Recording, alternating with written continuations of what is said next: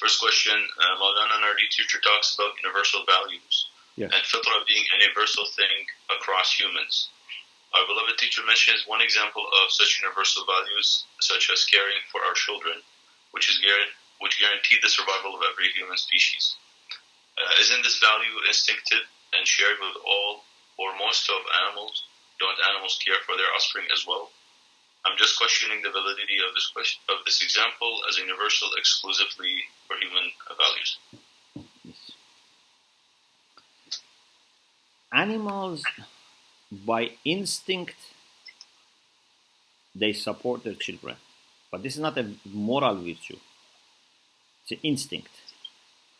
And therefore, after they see their children are strong, the support stops.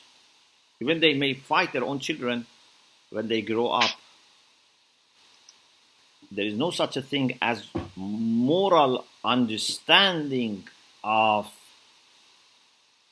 relation with the children or parents. It's instinct. But human beings, no matter they are from east or west or north or south, which background they have this moral sense of responsibility towards their children. And this is not instinct. And therefore, the difference is that animals don't resist against their instincts. But human beings, they have free will, and they may have this understanding, but still may ignore it. It's not that every person looks after his or her children. Sometimes they ignore their children. Sometimes they leave their children on the road, street. Sometimes they abandon them. Sometimes they, na'udhu billah, kill them. So, fitra can be ignored, can be suppressed, can be fought by some people. But what is important, it is there. If one generation hides it or ignores the next generation, it comes up again. But animals don't have moral sense of responsibility. They don't have morality. Ahsantum, Sheikhna. Allah. The next question is a general question, and it's related to the followership series that were posted online. The first part was, on the one hand, a follower is expected to follow in things he does not understand and to obey the leader. And on the other hand, there is a need to protect one's thinking and reason from being completely replaced with another person's thoughts and ideas. Mm-hmm. How do we maintain freedom of thought without becoming rebellious and overly skeptic? Very good question. Inshallah, in the next session, I am going to talk about this side. Still, we haven't mentioned this quality. But just to give you a short answer, in my understanding, a good follower is a good thinker and has ability to analyze things, and his thinking is trained by the leader. So they would be in the best position to appreciate the decisions made by the leader, but they know that the leader is wiser and more experienced and has more insight and perhaps more confidential information. So they don't prefer their conclusion to the conclusion of the leader, but they do their best to understand and analyze the situation and share their findings with the leader, but leaving to the leader to make the decision. So this is a beautiful balance of having intellectual, analytical, rational followers who are at the same time practically humble and obedient. And leader also is humble to acknowledge that he needs to consult them. He seeks their advice, but at the same time is brave enough to make difficult decisions and put his trust in Allah subhanahu wa ta'ala. And when something is clear for him, even if the majority have not come to that conclusion, he can trust Allah and proceed. But with maximum humility, with consultation, and with prayer, he is brave enough to make difficult decisions. MashaAllah. Sheikh, the next question is by the same person. It's sort of a second part. This says, loyalty to the teacher is mentioned in the followership series. Could dear Sheikh please expand on that? Is it always necessary to view a teacher as a leader to follow? Can one just learn without following? Would opposing teacher's view on an issue be seen as a lack of loyalty? Very good question. Teachers are different. Sometimes you have teacher of a subject. For example, you have a teacher of aqaid, teacher of akhlaq, teacher of Quran, teacher of Arabic. You have to be respectful to your teacher, but this doesn't mean that you hold a special position for the teacher. But sometimes you have a teacher of life, not teacher of this subject or that subject, a teacher of life.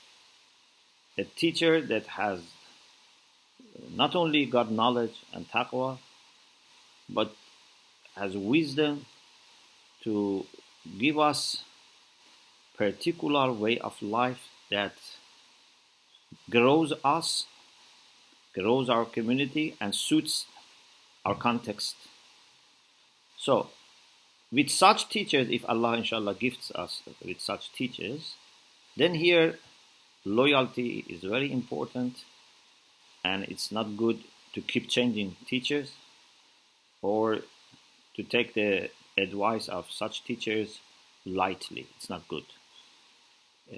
And you need to have dedication, and you need to have patience, and at the same time that you keep your eyes open, you keep using your mind. You are not blindly following anyone, but with open eyes and with thinking, you are dedicating yourself to such teaching that you receive from such teacher. So in a sense, this kind of teachers become like our spiritual mentors, or like, they say, like a murshid, or, like, for example, instructor. But this is something that we have to pray to Allah, inshallah, to gift us with such people. Ilahi Ameen. Inshallah. Sheikh, the next question is also a general question, and just reviewing it here, it's a little bit difficultly worded, so I'll read it, and inshallah perhaps we can ask the person who sent it to resend it if it's difficult to understand. So I have a question about ruh before it was breathed into the material body. Yeah. It would be nice to hear the Sadriyan theory specifically. However, it's okay if there is more than that. I have heard and read several hadiths and articles on different views of this, especially articles that have comparisons on this. I want to know, what is the correct thought of the ruh before it was placed into the body? Is it true a group obeyed Allah and a group did not? Bracket, hadith of Allah asking them to each go into hellfire, and bracket. Is it also correct that there is a clay that was made for disbelievers and a clay that was made for the believers? My ideas are that it was in the knowledge of Allah already, and that in fact those things are true. However, the deeds, either good or bad, were not actualized until they were performed, of course. Also, that the ruh had the free will and choose either to obey Allah subhanahu wa ta'ala or not. Then they put a comment, I hope I presented my question correctly. This is a very good combination of questions, and I think we have addressed this question in different places in aqaid and also some of it in philosophy. I have a paper that I think it's available I prepared it for a conference we had with people from Austria, from University of Innsbruck, about creation of human soul. I think it's available online, creation of human soul. There are different views, even among philosophers. For example, some people have the idea that soul is created from the beginning as immaterial subject. Rawhaniyatul huduth, Rawhaniyatul baqa. From the beginning it has been immaterial and it continues to be immaterial.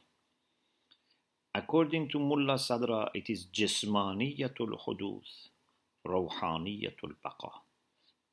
It comes from the development of embryo, so it has corporeal beginning, but as soon as soul is created, it is immaterial, but it has its roots in development of body. As Ayatollah Mutahari mentions, he says the same meat and fruits and bread that are eaten by father and mother, they become soul through harakat al-jawhari, substantial motion. Those who prefer more hadith based approach and keep it more literally, they talk about existence of the souls before body.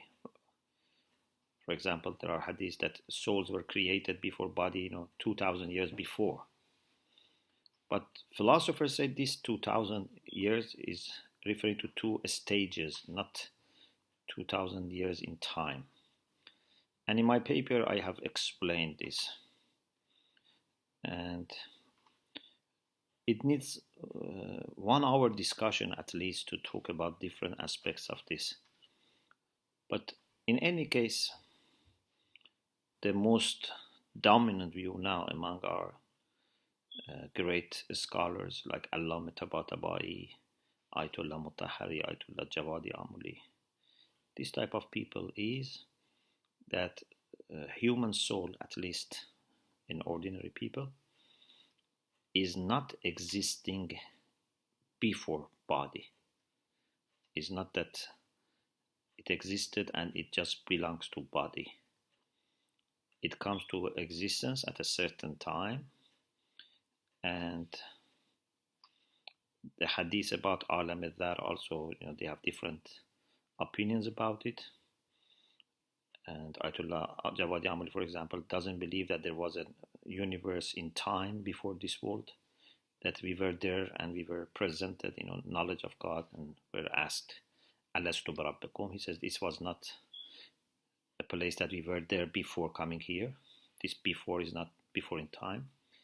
And I think I have shared with you in Aqaid courses my own opinion, humble opinion about Alam al-Dhar and the relation between different parallel worlds.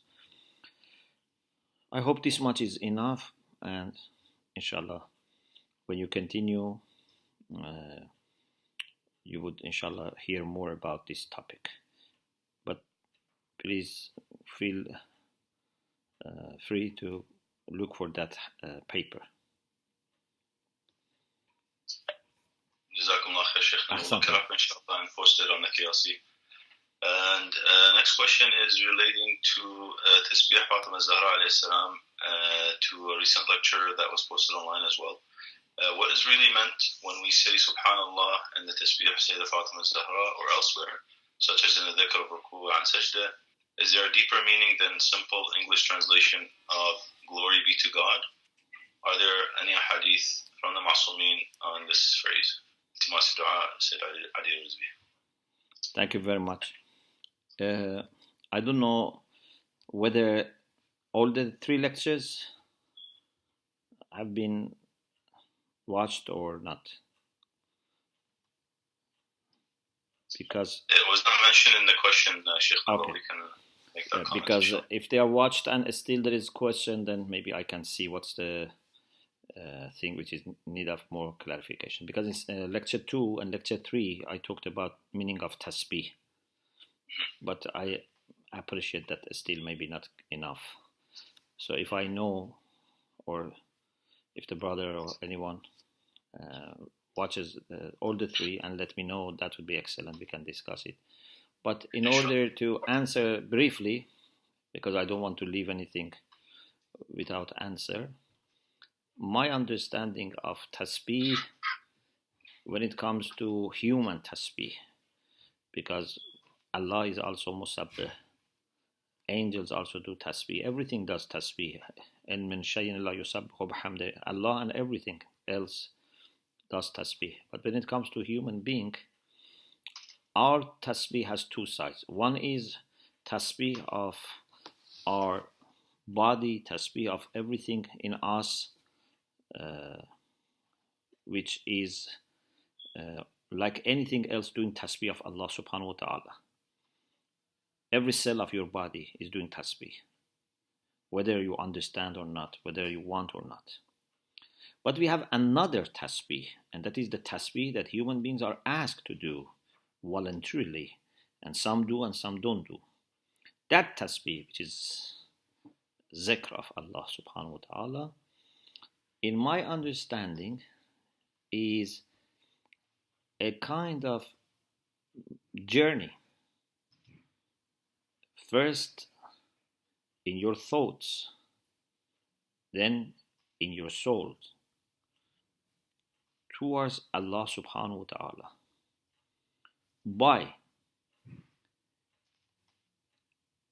attributing everything good to Him